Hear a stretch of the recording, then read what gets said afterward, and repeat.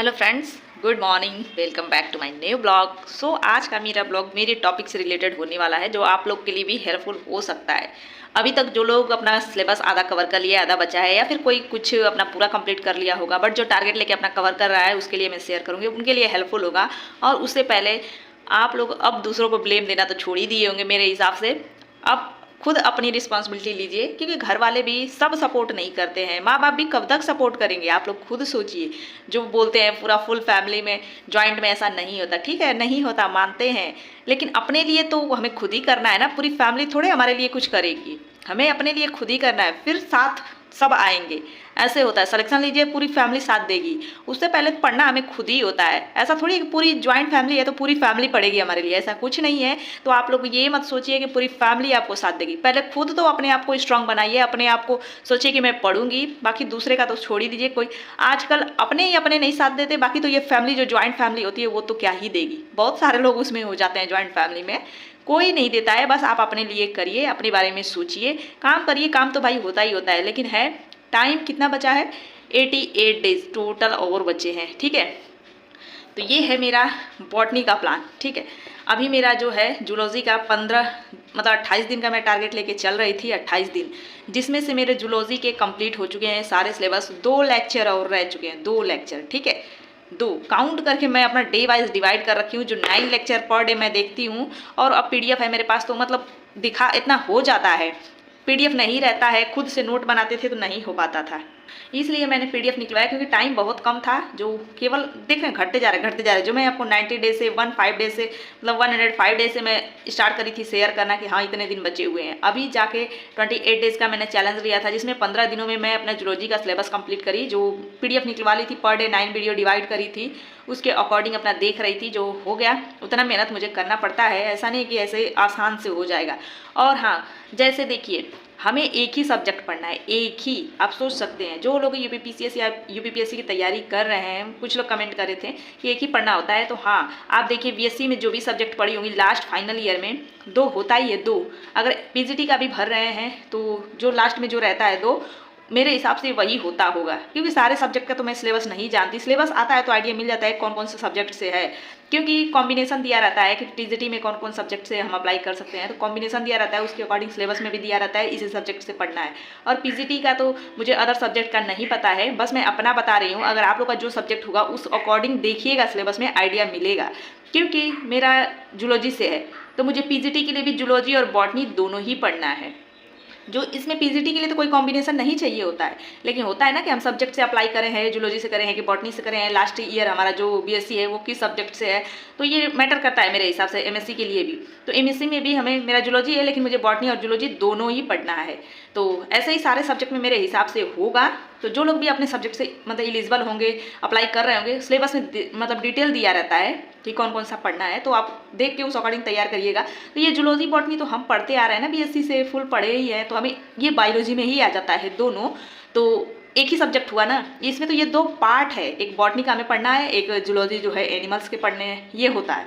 तो ये पार्ट है बस, बाकी सब्जेक्ट तो एक ही है ना, इसलिए मेरे कहने का मतलब एक ही है कि सब्जेक्ट एक ही है, ये उसको 2 पार्ट है, तो बस हमें एक ही तैयार करना है। तो ऐसे ही सारे सब्जेक्ट के होंगे कि लास्ट ईयर में जो होगा मेरे हिसाब से 2 सब्जेक्ट उसी से सिलेबस बनता होगा, वही 2 सब्जेक्ट पढ़ना होगा। तो सब अपने अपने सिलेबस के अकॉर्डिंग देखेंगे। और सिलेबस कहाँ से मिलेगा, तो जो होता है ना ऑफिशियल साइट upssc.org.in करके होता है ना, आयोग का ये साइट है, उस पर सिलेबस सारे के सारे रहते हैं, सारे सब्जेक्ट के जो भी जब का फार्म निकला हुआ है, जो भी विज्ञप्ति निकलती है, सारे उसी पे रहते हैं।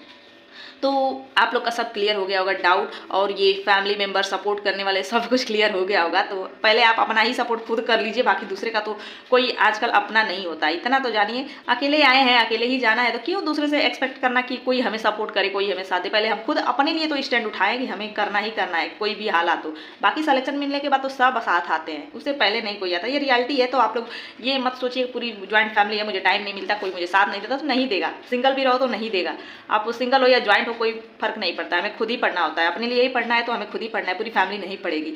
और मेरे उस वीडियो से बहुत सारे लोग मतलब एग्री किए, अब कुछ जो ज्वाइंट फैमिली वाले हैं वही डिसएग्री किए, जो नहीं सपोर्ट कर रहे थे। तो पहले आप लोग यही जान लीजिए, कोई सिंगल हो या पूरी फैमिली हो, कोई साथ नहीं देता। हम अकेले हैं तो अकेले ही रहेंगे, पढ़ना हमें अपने लिए ही है, पूरी फैमिली के लिए नहीं।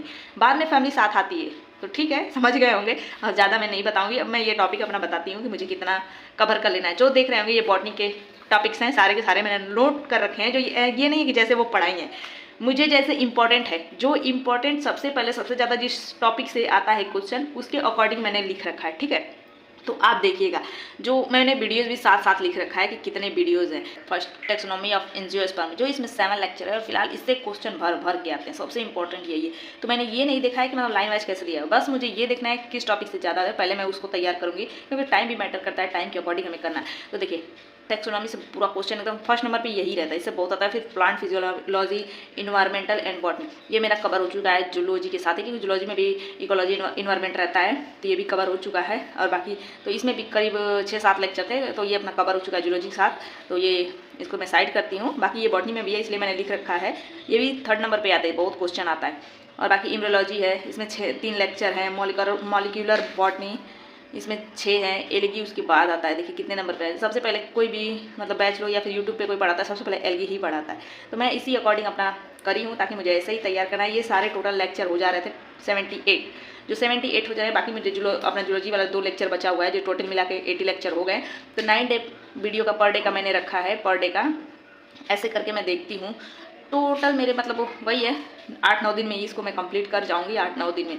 और उतना ही बचा ये मैं 16 तारीख से अपना मतलब 16 फरवरी से अपना ये डिसाइड करी हूँ। आज 15 है, तो आज जूलॉजी का कंप्लीट करूँगी, बाकी रिवीजन करूँगी जो मेरा टाइम बचेगा, क्योंकि थोड़ा बहुत रिवीजन करना भी जरूरी है। बाकी इसके बाद मेरा रिवीजन ही स्टार्ट होगा। अभी तक तो यही चल रहा है, थोड़ा बहुत रिवीजन करती हूँ, थोड़ा बहुत करती हूँ, एक टाइम करती हूँ। फिर उसके बाद ये कवर होने के बाद फुल एकदम रिवीजन ही चलेगा, फिर प्रैक्टिस चलेगा। तो इस वाले समय में ना एकदम लग जाना है, नहीं लगे हैं तो लग जाइए। बाकी जो लोग बुक से पढ़ रहे हैं पढ़िए, प्रैक्टिस से मतलब अपने दिमाग में बिठा लीजिए क्वेश्चन यहीं से आएगा। ये सोच के कि नहीं आएगा, होगा कि नहीं होगा, ये सोचेंगे ना तो वो भी भ्रम रहता है दिमाग में ना, तो नहीं पढ़ा जाता है। तो उसको भी दिमाग में बिठाइए कि नहीं इसमें से आएगा क्वेश्चन। जो आप लोग पूर्वालोकन युद्ध से पढ़ रहे हैं उनको भी दिमाग में बिठा लीजिए कि हाँ आता है, और आता है, ये रियलिटी है, आता है, बहुत क्वेश्चन आता है। और मतलब वो जिसका बुक नहीं है वो उतना भी करेगा, बहुत है। और बुक को कैसे पढ़े, जो एनसीईआरटी का भी पूछ रहे थे, मतलब इतने सारे पेजेस हैं, बुक कैसे पढ़ूँ, तो उसको पेज डिवाइड कर लीजिए। पर डे के हिसाब से 100 पढ़िए या फिर 150 पढ़िए या 200 कर लीजिए। 8 से 10 घंटे की पढ़ाई कर रहे हैं तो 200 पेजेस तो एक दिन में पढ़ ही जाएंगे मेरे हिसाब से। मैं तो पढ़ जाती हूँ, बाकी सबकी अपनी अपनी कैपेसिटी होती है। डेली पढ़ेंगे, आदत बन जाएगी। तो ऐसे डिवाइड कर लीजिए। फिर उसके बाद देखिए ये सब हो गया, फिर आप उसका रिवीजन सेकेंड टाइम करिए। ऐसा नहीं कि मतलब 11वीं और 12वीं का दोनों एक साथ स्टार्ट करिए, एक बुक करिए, पहले एक बुक खत्म हो जाए फिर दूसरा करिए।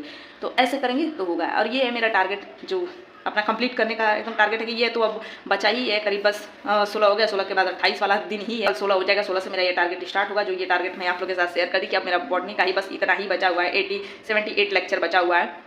इसको मैं कंप्लीट कर लूँगी ज़्यादा से ज़्यादा। जो 8 से 10 घंटे की मैं पढ़ाई कर ही रही हूँ, मैं आप लोग के साथ शेयर कर ही रही हूँ, बता रही हूँ। शेयर क्या फुल डे का नहीं शेयर कर सकती ना, तो अपना चल रहा है, क्योंकि आजकल मोबाइल से ही अपना पढ़ाई लिखाई हो रहा है, तो चल रहा है। बाकी आप लोग का कमेंट वगैरह जो भी है कमेंट करते रहिएगा। वीडियो तो बस इतना ही आज का। बाकी नेक्स्ट वीडियो, नेक्स्ट टॉपिक है जो भी रिलेट है अपना पढ़ाई से, वही शेयर करती रहूँगी। अब मेरा जो स्टार्ट हो रहा है बस वही मैं अब शेयर करने के लिए आप लोगों के साथ शेयर कर दी।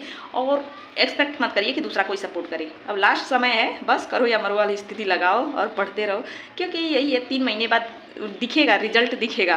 तो रोने से अच्छा करेंगे। चलिए तब तक bye bye, thanks for watching, like से सब्सक्राइब, बाय बाय।